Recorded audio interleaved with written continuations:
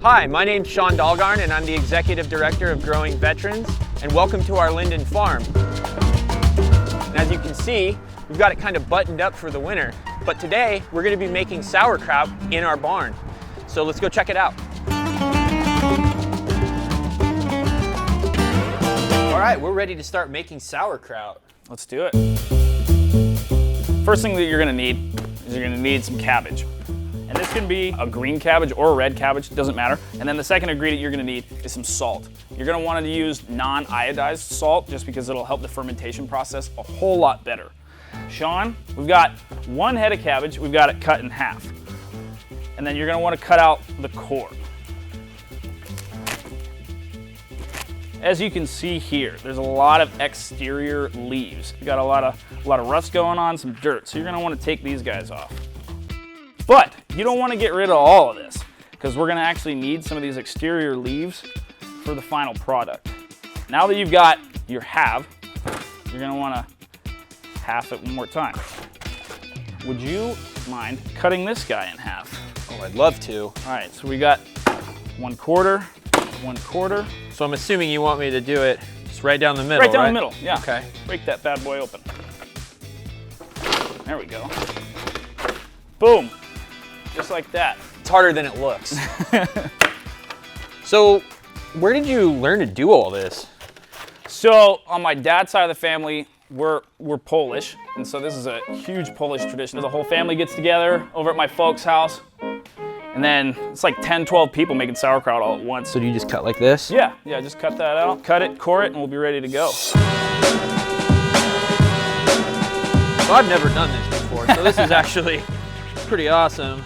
Okay, so once you've gotten to this stage, that's when we're gonna come over here to this workhorse. Well, before we go any further, I just gotta ask you, this knife right here, it's got some real character going on, and oh, yeah. The handle looks like it's made of bone. Is there like, is that what's going on with this? Yeah, so like this table, it's all about tradition. This is, from the motherland in Poland all the way to Wyoming and then all the way to here, which is where my family comes from. So my grandfather, he was a butcher, and this was actually an old cheese knife. And then this is a bone from an old hunting trip.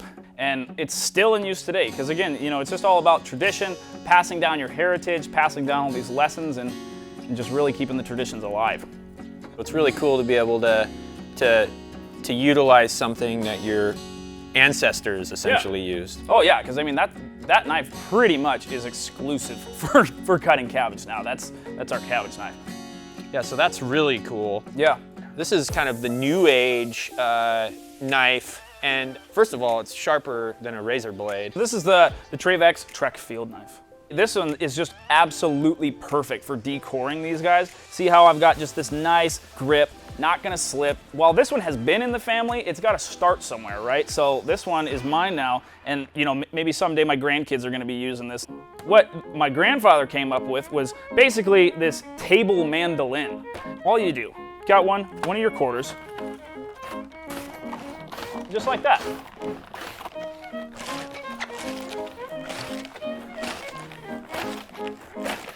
I'm Swedish, so I don't know if this is in my heritage, but it will be from here on out. Would you say that everyone gets a good night's sleep after a full day of kraut making? Oh yeah, because you feel it in your shoulders and your... This is no lazy job. Right here. This is what you want. Just like that. All right, Sean, go ahead and fill that up to about where you can't see any of the bottom. We've got this beautiful, all-natural salt from Salty Acres Farm. Then you want to mix it around, and then this is where the fun comes in. You're just going to want to pound it. The texture, the taste, the consistency, how sour you want it, this is where some of that comes into play now. What this does is this is going to start breaking up the compounds of the actual cabbage, and then it's going to release the sugars in the cabbage. For you UFC fans out there, this could probably be your most favorite part of the sauerkraut process.